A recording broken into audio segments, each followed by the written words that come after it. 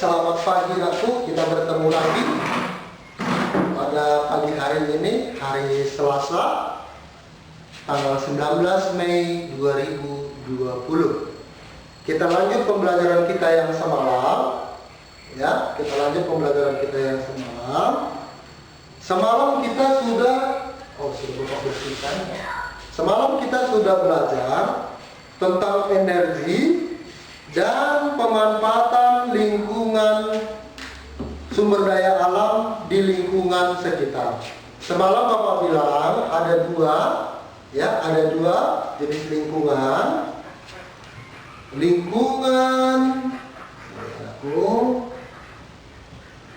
Ada dua, lingkungan alam dan lingkungan sosial. Lingkungan alam terdiri dari darat dan perairan yang dimanfaatkan untuk kebutuhan manusia itu sendiri. Nah,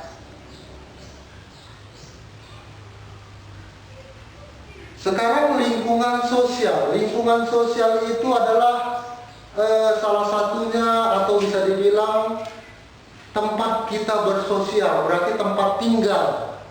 Ya, tempat tinggal. Kemarin juga Bapak kasih tugas, semalam Bapak kasih tugas supaya kamu menanyakan orang tua atau kamu mencatat pekerjaan-pekerjaan yang ada di lingkungan sekitar desa kita. Jadi lingkungan sosial adalah lingkungan di mana kita bersosial, bertempat tinggal, bertempat bekerja. Ya, setiap manusia melakukan berbagai aktivitas untuk mencari nafkah. Jadi Senin semalam, hari semalam, Bapak sudah bilang kamu catat pekerjaan-pekerjaan yang ada di lingkungan kita. Nanti Bapak periksa di akhir dari kegiatan semua pembelajaran kita. Ya. Selain tempat bekerja, lingkungan juga untuk tempat tinggal kita, tempat kita beraktivitas. Ya. Jadi hak kita terhadap lingkungan, kita memiliki hak terhadap lingkungan, mendapatkan udara yang segar, mendapatkan pasokan air bersih dan listrik yang cukup, bebas dari pencemaran lingkungan seperti limbah dan polusi udara, berhak atas tanaman lingkungan yang asli, berhak atas lahan pembangunan sarana dan prasarana, lingkungan dengan informasi yang lengkap, dan memperoleh apa yang kita butuhkan. Ya. Kalau kita memiliki hak, kalau kita mendapatkan hak kita, maka kita harus melakukan kewajiban kita laku. Kewajiban kita terhadap lingkungan apa? Kewajiban kita terhadap lingkungan adalah membersihkan lingkungan tempat tinggal kita, melestarikan lingkungan atau memelihara lingkungan, mengurangi penyebab polusi, yang selanjutnya menggunakan energi alternatif ramah lingkungan, dan terakhir mengolah sampah dengan baik. Jadi ingat ya, kewajiban kita terhadap lingkungan, membersihkan lingkungan kita, melestarikan lingkungan dan memelihara lingkungan, mengurangi penyebab polusi, menggunakan energi alternatif ramah lingkungan, mengolah sampah dengan baik. Jadi jangan buang sampah sembarangan, jangan tebang pohon sembarangan, karena nanti bisa berpengaruh dengan lingkungan kita. Ya.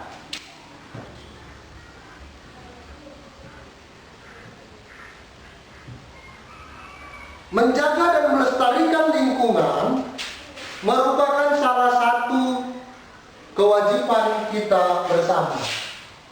Menjaga dan melestarikan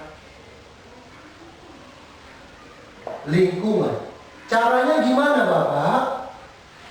Caranya ya, kalau kamu membuang sampah, kamu pisahkan sampah organik dan sampah aorganik.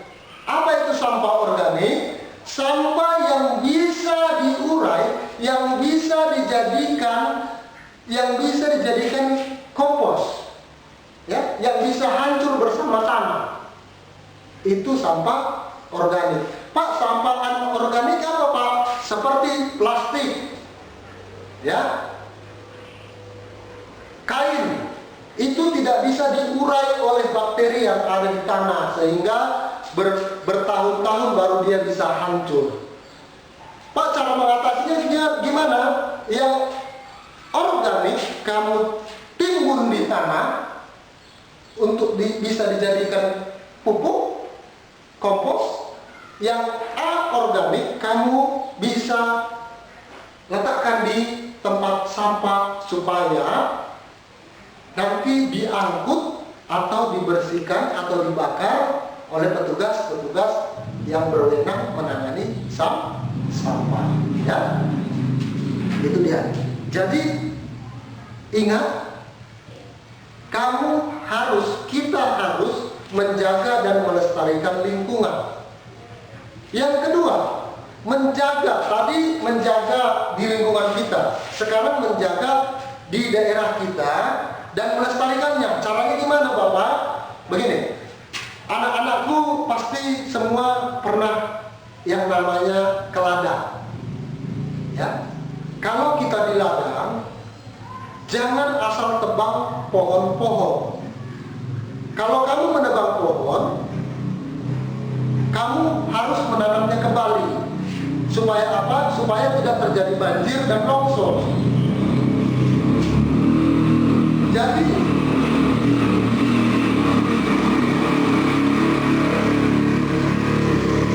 ini kita lakukan. Tadi ada gangguan, namun karena di daerah kita, di samping kita menuju lahan perladangan.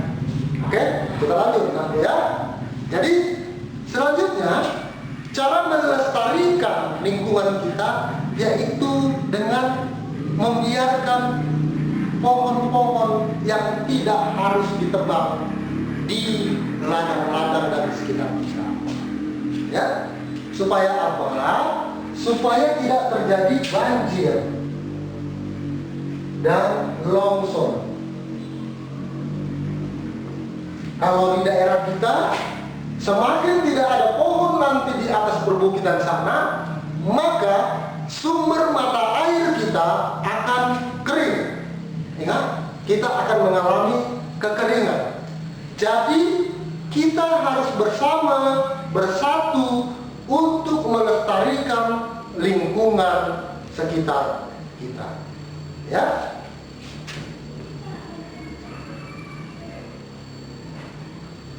Indonesia sendiri terkenal dengan banyaknya sumber energi. Sumber energi mulai dari minyak dan gas bumi sampai yang bukan minyak dan gas bumi. Sumber-sumber energi tersebut tersebar di seluruh pulau-pulau yang ada di Indonesia. Kesemuanya harus dimanfaatkan secara bijak. Betul. Sekarang begini, di daerah kita ada pertambangan, di daerah bawah sana ada pertambangan galian C yang maksudnya perbatuan, ya. Nah, jadi batu-batu pespar diangkut, diolah, dibawa ke pabrik-pabrik. Kita harus bisa memanfaatkan itu. Jangan asal selera kita saja, ya. Nanti akibatnya apa? Bisa longsor, bisa banjir. Begitu dia. Nah, di daerah kita juga, di sekitar kita, kalau di Indonesia sudah banyak sekali, ya. Di daerah Papua ada tambang emas, ya. Di daerah lautan ada tambang minyak bumi. Nah, jadi semua harus dimanfaatkan secara bijak. Jangan asal selera kita saja. Sama seperti kalau kita makan nasi. Anak-anak Bapak, murid siswa-siswi kelas 4 SD 046579 Lau Ranggunan, Bapak mau tanya, "Nakku, kalau kamu makan terlalu banyak, apakah yang akan terjadi?" Ya, pasti kamu ada yang sakit perut, ada yang muntah. Nah, itu namanya mubazir. Demikian pelajaran kita hari Selasa 19 Mei 2020. Tugas kamu di rumah anak Bapak kamu catat, kamu lengkapi, ya. Ayo berlatih halaman 91-92 di buku Bupena mata pelajaran PKN, dan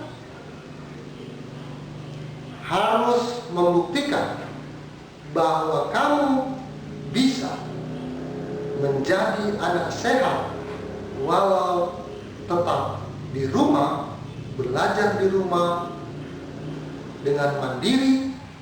Bapak dari sini menjelaskan, kamu belajar di rumah. Selamat pagi, salam sehat selalu untuk kita semua. Terima kasih.